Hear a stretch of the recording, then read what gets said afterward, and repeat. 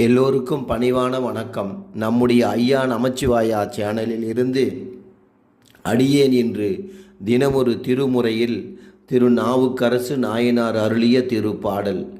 வாழ்த்தவாயும் நினைக்க மட நெஞ்சும் தாத்த சென்னியும் தந்த தலைவனை சூழ்த்த மாமலர் தூவி துதியாதே வீழ்த்தவாவினையே நெடுங்காலமே. விடையேறும் பெருமானே, வாயினால் தேவரீரை வாழ்த்தியும் மனதினால் நினைத்தும் உடம்பால் வணங்கியும் மாமலர்கள் தூவியும் என் வினைகளை வீழ்த்துவேனாக. என் மனதில் ஓர் அமைதி குடிகொள்வதை உணர்கிறேன் நான். சாந்தி சாந்தி.